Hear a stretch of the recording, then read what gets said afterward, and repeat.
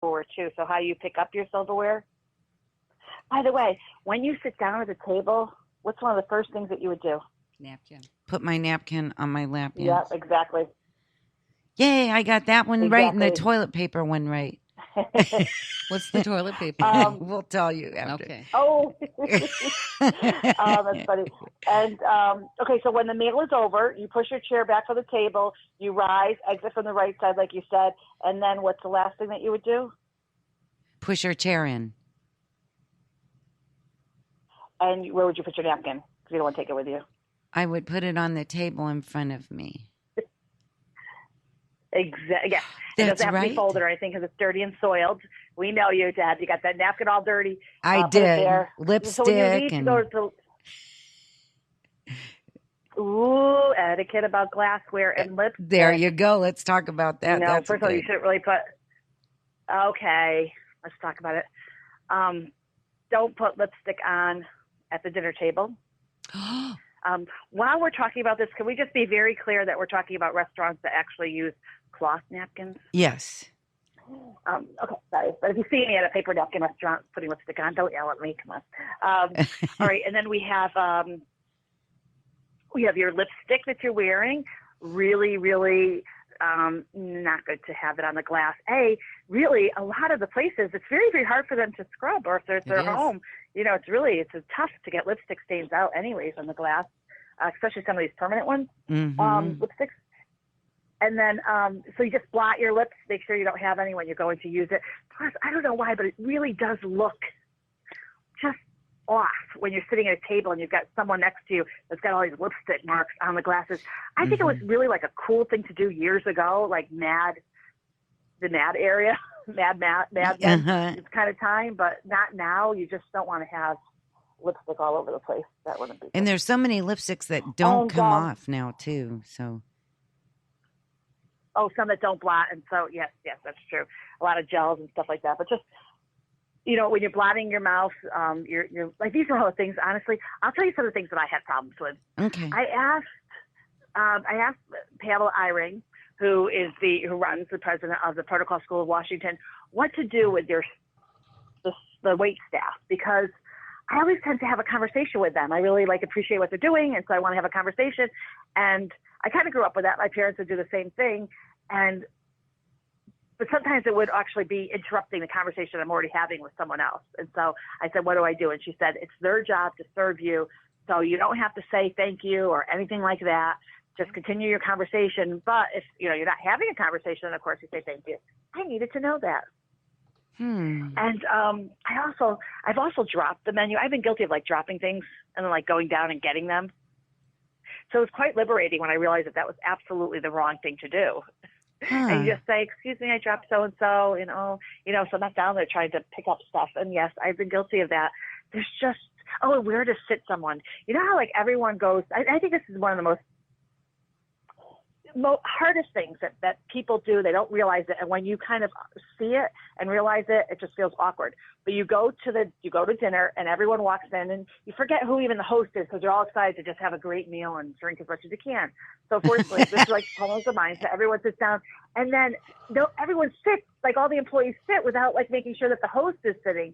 Now, if we have someone that makes sure that we had a girl in our office who's amazing, and she would make sure that the host is comfortable and sitting.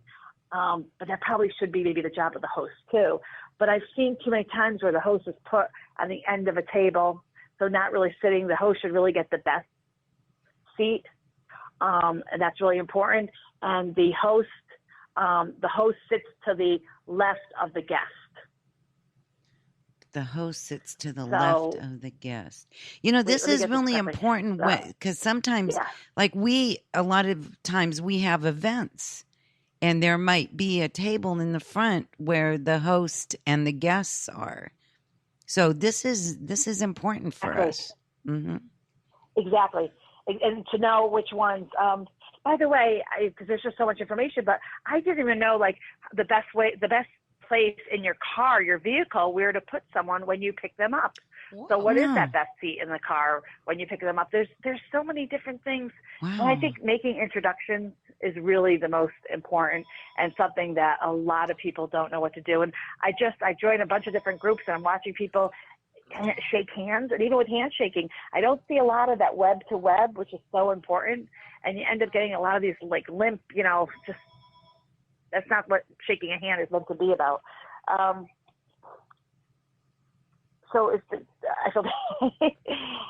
Remember that there are two different styles of eating, continental and American. And continental is like the European style. Right. It's so funny because it looks so different to me. I like eating that way. I eat continental. I learned it. I learned it when I was in Europe, and I find it to be very comfortable. So I just continue. So what is it? What is it? Continental. Tell us the difference, Adrienne. Oh, maybe the easier for. Okay, so we're on the radio. So yeah, so we're okay. So the difference is how you have the times down.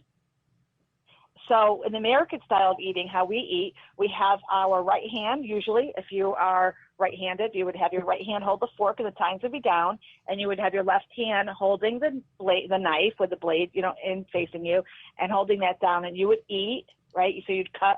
Now, actually, when you go to cut your meat, you would have to switch. So your knife would be now in your right hand, your fork is in the left hand. Now you cut, right, and then you put it all down, and you pick up your right hand, and American style of eating, and then we get it into our mouth in like 20 minutes past. Right. But the European continental way is so much more efficient. It really is. So what Deb's saying is she's got in her right hand her knife ready to go anytime. On the left hand, she's got the fork with the tines facing down. She's got her fork in the meat, and she's got a knife just piling up those mashed potatoes and peas. And then Deb is putting it in her mouth with her left hand. Shoveling it just goes right up into her mouth. I hope you're acting this out. Yep. And it's so much more efficient. It's so much more efficient to eat that way. Mm-hmm. And yes, but it does look odd. And it helps me mind my peas. What happened to the cues? I don't eat cues, only peas. So we're so happy to. Also resting. There's also resting positions. Let's tell us that. Oh, okay. You want to wait? You should do that on a show because, that is, all these things are so important. They're things that we don't even think about. And especially younger children that, our children and millennials and Gen Xers and Gen Yers who are millennials they're all, I don't know that so many of them know that, which is why she helps them. They can listen to the show every other Thursday, the first and third Thursday of every month, and learn something new every single time. And then it gets added to our replays, of course.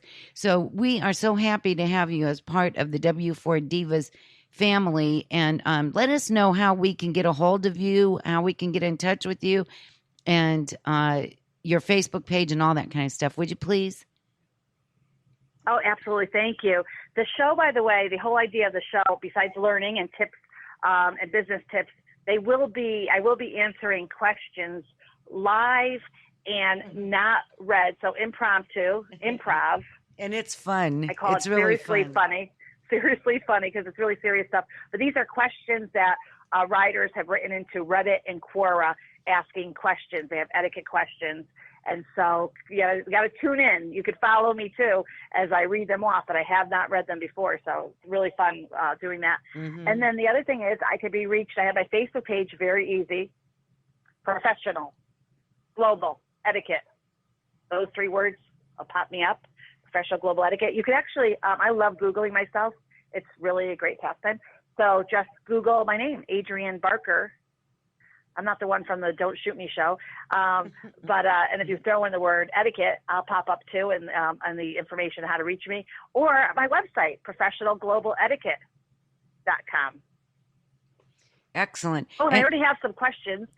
Valerie's asked me some questions, so I will be discussing those questions too, good business questions. And I look forward to teaching everyday etiquette to everyone. And we look forward to hearing it because the delivery is so wonderful. And the content, of course, is very rich. Thank you so much for taking time for being with us. And good luck on your show. And I'm sure that you'll have lots of listeners in no time at all. You're really good, Adrienne. And thank you for being you. Oh, you're welcome. Thank you for being you. Bye, Deb. Aw, thanks, Adrienne. Bye-bye. That was really nice. Okay, so that was Adrienne Barker, noon on the first and third Thursday of every month. And I'm telling you, that show is just so much fun. The toilet paper thing. Oh, we forgot to ask her about that. So one of the questions was, what do you do with toilet paper? And in some countries, you actually throw it in a wastebasket instead of flushing it. Because they have bad drainage or I guess. And she said if it's not too soiled, it's some people that have septic tanks, they ask you to do the same thing. So that was funny. Those are questions that she was reading from Reddit. I thought she would say, which way does the toilet paper supposed to roll off the roll? What's your answer to that? Well, there's only one way, and it's over the I top. agree, over. Yeah, Jay, how does your toilet paper roll, over or under? I think under. Under. Jay's an under toilet. Is your belly button an innie or an outie? Oh, Any. He answered that pretty quick. So we're going to take another little break, and when we come back, we'll be talking to Jae Oh all about Medicare. We'll be here. Hope you will be too. One day you're just sitting there and you look over and you notice how dirty your curtains are. Or, oh my gosh, those blinds are dusty and company's coming. You need to call D&C Cleaners. They clean on site or they'll take them home. Their number is 989-274-3560. Tell Dave and Carol that the Divas sent you. Thrivent Financial helps you to be wise with your money. Call Andrea Jean at 989-686-9620. If you are listing or buying a house, you should call Jean Ann DeShano for real results. Her number is 989-233-8380. That's Jean Ann DeShano with RE/MAX Results. Over 200,000 Michigan seniors will be affected by the dramatic changes to certain Blue Cross Blue Shield of Michigan Medicare plans. For many, expert guidance will be required. A consultation with a nationally recognized Medicare expert based right here in Michigan is available free of charge. You can call us at 855-463-9688 or check us out at www.GH2Benefits.com. Please be sure to visit and like our Facebook page. That's GH2 Benefits.